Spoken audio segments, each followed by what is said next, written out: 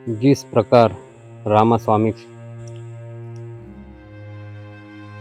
कांग्रेस के आंदोलनों में अपना सर्वस्व छोड़कर शामिल हो गए थे, उसी प्रकार कांग्रेस से मतभेद होने पर 1925 में उन्होंने कांग्रेस को छोड़ दिया।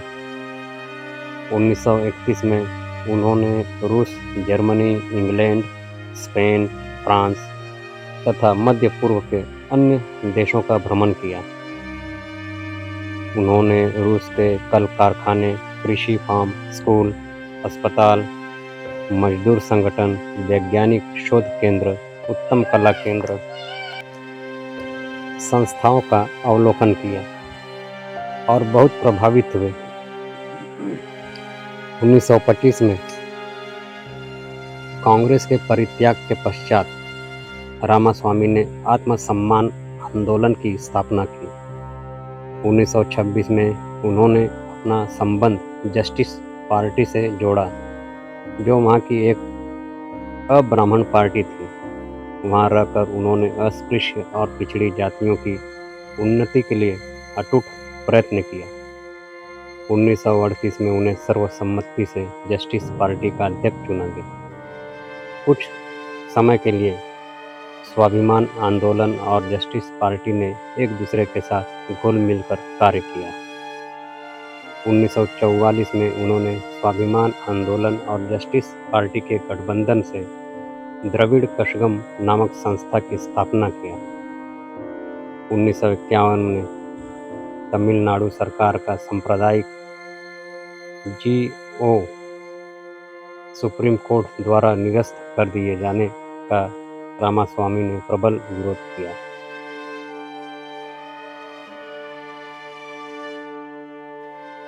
फलस्वरूप संविधान के अनुच्छेद 15 व 16 में संशोधन किया गया। 15 दिसंबर 1973 को वेल्लोर के एक अस्पताल में पेरियार रामास्वामी ने अंतिम सांसें ली। पेरियार ईवी रामास्वामी नायकर के विचारों का उल्लेख करने के पूर्व उनके समय के तमिलनाडु प्रदेश की सामाजिक एवं आर्थिक परिस्थितियों पर दृष्टिपात करना आवश्यक है। उस समय तमिलनाडु की सामाजिक संरचना उत्तर भारत की सामाजिक संरचना से कुछ भिन्न थी। वर्ण व्यवस्था के अंतर्गत शिखर पर स्थित ब्राह्मणों के पास सभी अधिकार केंद्रित थे। शेष लगभग 93% शूद्र एवं अतिशूद्र सभी प्रकार के मानवीय अधिकारों से वंचित थे। यहाँ पर यह उल्लेख करना प्रासंगिक होगा कि तमिलनाडु में क्षत्रियों की संख्या कुछ राजघरानों तथा वैश्यों की संख्या कुछ व्यापारिक परिवारों तक सीमित थी। दक्षिण भारत में अस्पृश्यता अपने विभत्स रूप में प्रचलित थी। इन सामाजिक परिस्थितियों से पेरियार के विचार बहुत प्रभावित हैं। पेरियार रामास्वामी का मत है कि दलित समस्या हिंदू धर्म एवं हिंदू समाज व्यवस्था की देन है।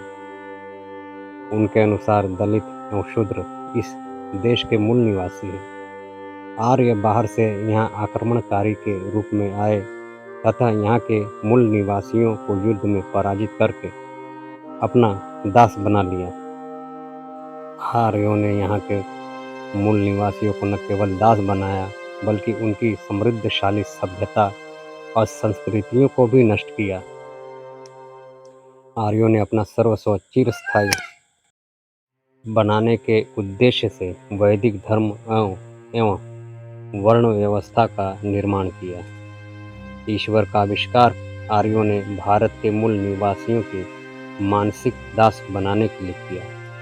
इसलिए रामास्वामी पेरियार ने ईश्वर, धर्म, आत्मा, पुनर्जन्म, स्वर्ग, नरक आदि सिद्धांतों तथा इन सिद्धांतों का प्रचार प्रसार करने वाले धर्म ग्रंथों का कड़ा विरोध किया।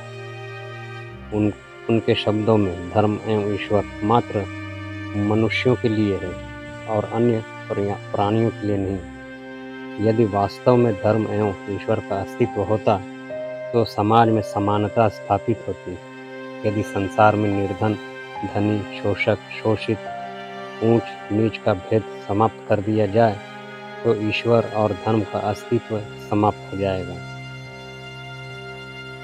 इसी प्रकार उन्होंने गहरी संवेदना के साथ कुछ कहा था कि ईश्वर नहीं है, ईश्वर नहीं है, ईश्वर बिल्कुल नहीं है। जिसने ईश्वर का आविष्कार किया वह मूर्ख है, जो ईश्वर का प्रचार करता है वह धूर्त है, जो ईश्वर को पूजता है वह जंगली है। उनका कहना था कि मनुष्य के अतिरिक्त पृथ्वी के किसी अन्य प्राणी के लिए ईश्वर का कोई औचित्य नहीं है। धर्म की आवश्यकता नहीं पड़ती, जातियां नहीं बनती, तो मात्र मनुष्यों के लिए ही ईश्वर, धर्म एवं जातियों का अस्तित्व क्यों है?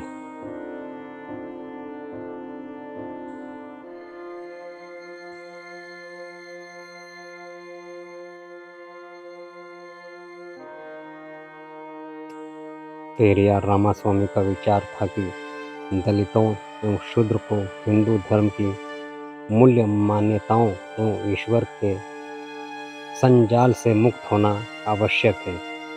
उनके शब्दों में मैं कहता हूँ कि हिंदुत्व एक बड़ा धोखा है।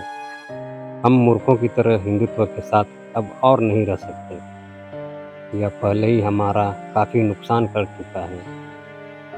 इसने हमारी मेधा को नष्ट कर दिया है। इसने हमारे मर्म को खा लिया है। इसने हमारी संभावनाओं को गड़बड़ा दिया है। इसने हमें हजारों वर्गों में बांट दिया है। क्या धर्म की आवश्यकता ऊंच नीच पैदा करने के लिए होती है? हमें ऐसा धर्म नहीं चाहिए जो हमारे बीच शत्रुता, बुराई और घृणा पैदा करे। पेरियार मूल रूप से एक सामाजिक क्रांतिकारी थे। वे एक बुद्धिवादी, अनिश्वरवादी एवं मानवतावादी थे। उनके चिंतन का मुख्य विषय समाज था। फिर भी उनके विचार और दृष्टिकोण राजनीति एवं आर्थिक क्षेत्र में परिलक्षित है। उनका अटूट विश्वास था कि सामाजिक मुक्ति ही राजनीतिक एवं आर्थिक मुक्ति का मार्ग प्रशस्त करेगी। उनकी इच्छा थी कि अंग्रेजों के भारत छोड़ने से पहले ही सामाजिक समानता स्थापित हो जानी चाहिए, अन्यथा स्वाधीनता का यह अभिप्राय होगा कि हमने विदेशी मालिक की जगह भारतीय मालिक को स्वीकार कर लिया है। उनका सोचना था कि यदि इन समस्याओं का समाधान स्वाधीनता प्राप्ति के पहले नहीं किया गया तो जाति व्यवस्था और उनकी बुराइयां हमेशा बनी रहेगी।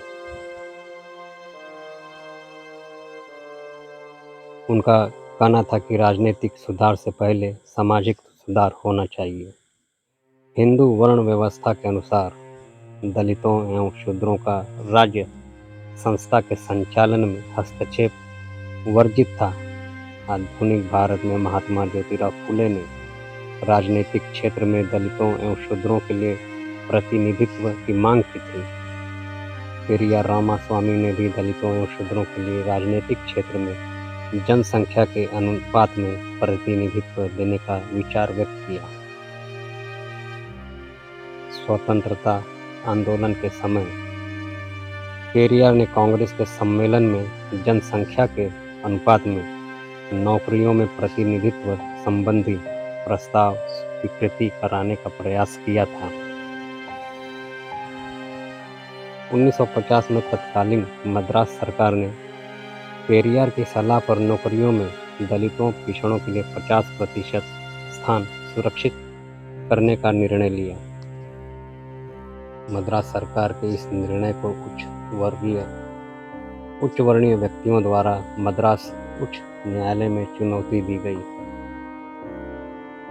मद्रास उच्च न्यायालय में मद्रास सरकार के उक्त जियो को यह कहते हुए शून्य घोषित कर दिया कि वह जियो मौलिक अधिकारों के विरुद्ध है।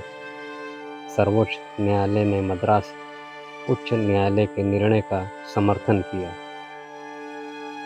यह याचिका मद्रास राज्य बनाम चंपकदुरई राजन के नाम से जानी जाती है।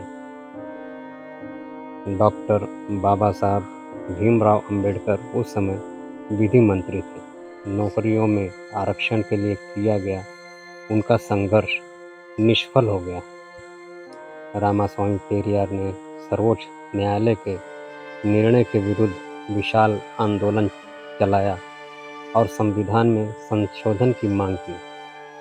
फलस्वरूप संविधान में प्रथम संशोधन 18 जून 1951 को हुआ, जिसमें अनुच्छेद 15 व 16 को संशोधित किया गया।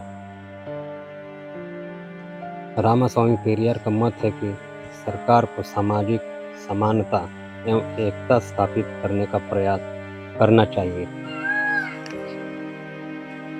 वे सामाजिक परिवर्तन के लिए कार्य करने वाले व्यक्तियों के नियंत्रण में सरकार को संचालित करने का विचार व्यक्त करते हैं। रामास्वामी नायकर के अनुयायियों ने उन्हें थंताई यानी पिता, पेरियार यानी महान की उपाधियों से विभूषित किया। यूनेस्को ने उन्हें दक्षिण पूर्व एशियन का सुकरात जैसे विशेषण से सम्मानित किया। मृत्युपरांत यूनेस्को ने जो शील्ड प्रदान किया उस पर पेरियार नए जमाने का पैगंबर, दक्षिण पूर्व एशिया का सुकरात, समाज सुधारक का जनक और अज्ञानता, अंधविश्वास व निरर्थक प्रथाओं का यम अंकित है। इस अवार्ड द्वारा ई.वी. रामास्वामी की उपलब्धियों और प्रयासों को यूनेस्को ने मान्यता प्रदान किया।